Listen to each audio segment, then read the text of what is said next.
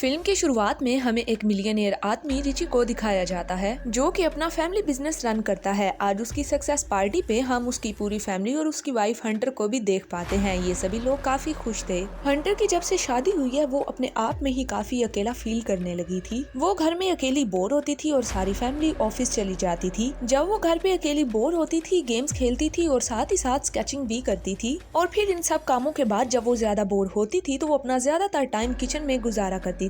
सारा दिन वो रिची के आने का वेट करती थी कि कब वो घर आए और वो उससे ढेर सारी बातें कर पाए। लेकिन जब वो उससे बातें करना चाहती थी तो रिची अपने फोन में लगा रहता था। जिस टाइप की अटेंशन वो डिजर्व करती थी वो अटेंशन उसे मिल नहीं पाती थी। फिर एक दिन उसे पता चलता है कि वो प्रेग्नेंट है। ये गुड न्यूज सुन के रिची काफी खुश होता है। फिर वो एक बड़ा सा डिनर प्लान करता है ताकि ये गुड न्यूज वो अपने मॉम डैड को बता सके। ये सभी लोग इस न्यूज को लेके काफी एक्साइटेड थे। हंटर यहाँ पे अपनी बातें करना चाहती है लेकिन रिची के डैड फिर से बिजनेस की बातें अंदर ले आते हैं। अब हंटर दोबारा से ये सब कुछ फील करने लग गई थी कि उसकी बात कोई सुनना नहीं चाहता। सामने टेबल पे एक गिलास रखा हुआ था और उस गिलास में आइस क्यूब थे। वो गुस्से में आके उन आइस क्यूब्स को खाने लग जाती है और उसकी बर्फ खाने की आवाज की वजह से वो सभी लोग अब इरिटेट होना शुरू हो गए। खैर रिची की मोम ये समझती हैं कि वो सब कुछ अपनी प्रेगनेंसी की वजह से कर रही है। अगली सुबह रिची की मोम आती है और हंटर को उसका डिप्रेशन दूर करने के लिए एक बुक दे के जाती है। हंटर अभी भी उनसे बातें करना चाह रही थी लेकिन वो बुक दे के वहाँ से चली जाती है। तो फिर वो बुक को ओपन करती है और उस बुक में लिखा हुआ था कि इंसान को अपना डिप्रेशन दूर करने के लिए रोज कुछ नया ट्राई करना चाहिए, कुछ ऐसा जो उसने आज से पहले कभी ट्राई नहीं किया और ना ही एक्सपेक्ट किया है। ये सब सोचते हुए उसके दिमाग में एक अजीब सा ख्याल आता है। वो सीधा उठती है और उठ के मार्बल बॉल खा लेती है। और यहाँ पे काफी शॉकिंग बात ये थी कि मार्बल बॉल खाने के बाद उसे इतना अच्छा फील हो रहा था कि जैसा उसे आज से पहले कभी नहीं हुआ। रात को रिची जब घर आता है तो वो नोटिस करता है कि हंटर आज काफी ज्यादा खुश है, पहले दिनों से भी ज्यादा खुश। वो हंटर से उसकी खुशी की वजह पूछता है। हंटर उसे बताती है कि आज मैंने कुछ अनएक्सपेक्टेड किया,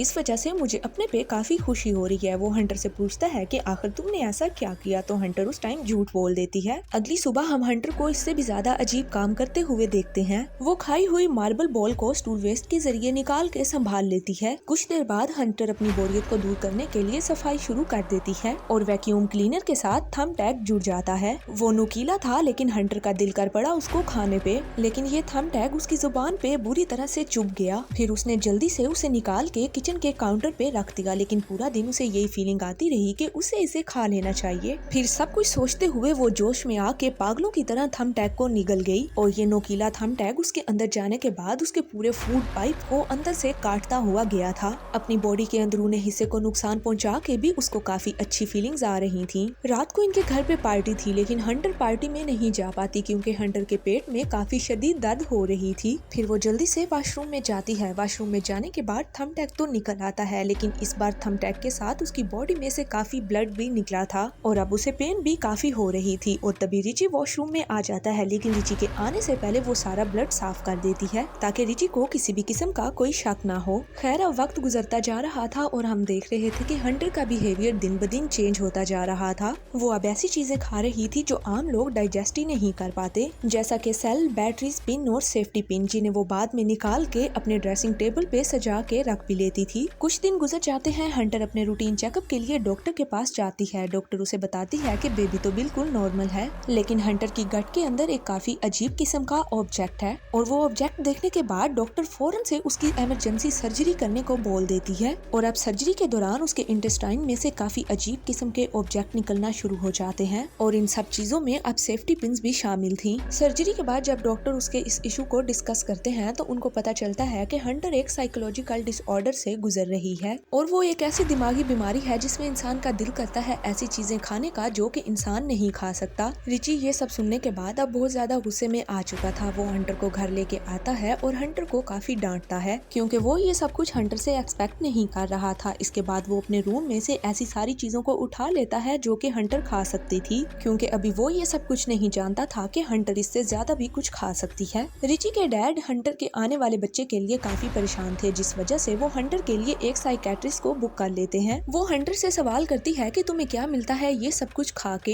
हंटर बताती है कि जब मैं ये सब चीजें अपने मुंह में रखती हूँ तो मुझे इनकी फीलिंग्स बहुत ज्यादा अच्छी लगती है और इनके टेक्सचर्स काफी अच्छे होते हैं। यहाँ पे साइकेट्रिस्ट को अंदाजा हो जाता है कि इसने ये सब कुछ खाना अभी भी नहीं छोड़ा और वो ये सब कुछ जाके रिची को बता देती है। और ये सब कुछ सुनने के बाद रिची अब एक बॉडीगार्ड को हायर कर लेता है जो 24 घंटे हंटर के साथ रहने वाला था और उस पे नजर रखने वाला था। रिची ये सब कुछ इसलिए कर रहा था ताकि हंटर अब कुछ और ऊट पटांग ना खा ले, लेकिन हंटर बॉडीगार्ड को देख के और ही ज्यादा फ्रस्ट्रेट हो जाती है और गुस्से में आ जाती है। वो गार्ड हंटर पे 24 घंटे कड़ी नजर रख रहा था। वो उठते बैठते उसकी चेकिंग किया करता था, लेकिन हंटर वॉशरूम में घुस के कुछ न कुछ ऐसा खा ही लेती थी जो कि उसे नहीं खाना चाहिए था। अगले दिन हंटर की थेरेपिस्ट दोबारा आती है और वो हंटर के पास बैठ के काफी ज्यादा बातें करती है और हंटर को अब काफी अच्छा फील हो रहा था क्योंकि वो यही तो चाहती थी कि सब लोग मुझे अटेंशन दे और मेरे से बातें करे। थेरेपिस्ट के जाने के बाद वो गार्डन में चली जाती है और वहाँ पे पौधों की देखभाल करना शुरू कर देती है। वहाँ पे काफी ज्यादा मिट्टी होती है तो उसका काफी दिल करता है मिट्टी को खाने का, लेकिन वो ऐसा नहीं करती और अपने आप पे कंट्रोल करती है। हाथ धोने के लिए जब वो वॉशरूम में जाती है तो वो रिची की सारी बातें सुन लेती है। रिची थेरेपिस्ट को पैसे दे रहा था कि वो हंटर की सारी बातें उसको बताए। ये सब कुछ सुनते ही हंटर काफी ज्यादा पैनिक होगी कि पता नहीं मेरी क्या क्या बातें उसने हंटर को बताई होंगी।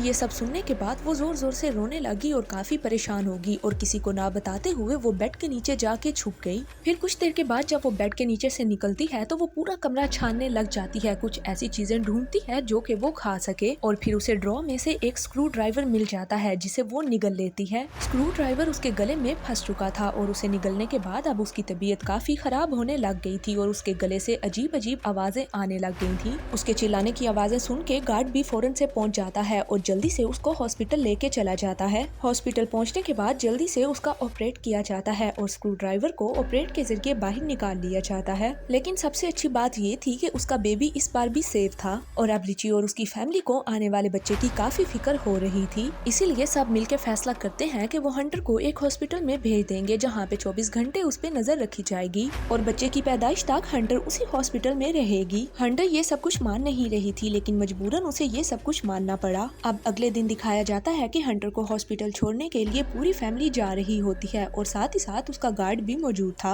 हंटर अपना चार्जर लेने के बहाने रूम में जाती है और पीछे से उसका गार्ड भी आ जाता है। अब गार्ड देखता है कि हंटर यहाँ से भागने की कोशिश कर रही है और इस बार गार्ड को भी उस पे तरस आ गया। गार्ड उसको वहाँ से भागने का मौका दे देता है। अब जैसे ही सारी फैमिली घर के अंदर आती है तो वो उनको डिस्ट्रैक्ट करने के लिए बताता है कि हंटर तो दूसरे रास्ते से भाग गई है। फिर हमें हंटर को दिखाया जाता है जो कि जंगल के रास्ते से भाग के एक होटल में पहुंच जाती है और वहाँ से वो काफी ज्यादा मिट्टी उठाती है और होटल में जाके एक रूम बुक कर लेती है और फिर वो उस मिट्टी को खाते खाते रिची को कॉल करती है और उसे बताती है कि मैं अपनी मर्जी से वहाँ से भागी हूँ, मुझे तुम्हारे साथ अब और नहीं रहना। तुमने आज तक मुझे ठीक से समझा ही नहीं, मुझे पहचाना ही नहीं कि मैं क्या चाहती हूँ और ना तुमने मुझे टाइम दिया और मुझे अब ये बच्चा भी नहीं चाहिए। ये सब सुनने के बाद रिची काफी परेशान हो जाता है और उसको बार बार समझाने की कोशिश करता है, लेकिन हंटर इस कदर गुस्से में होती है कि वो रिची की कोई भी बात सुनना पसंद नहीं करती और कॉल को काट देती है और फिर वो पूरी रात टीवी देखते और मिट्टी खाते गुजार देती है। फिर अगली सुबह जब वो उठती है तो अपनी मॉम को कॉल करती है और ये सारा कुछ उनको बता देती है और फिर हंटर को अपने आप पे गुस्सा आता है क्योंकि वो जानती थी कि ये सब कुछ उसके साथ क्यों हो रहा है। ये मसला शादी के बाद से उसके साथ शुरू नहीं हुआ था बल्कि ये मसला तो बचपन से उसके साथ चलता आ रहा था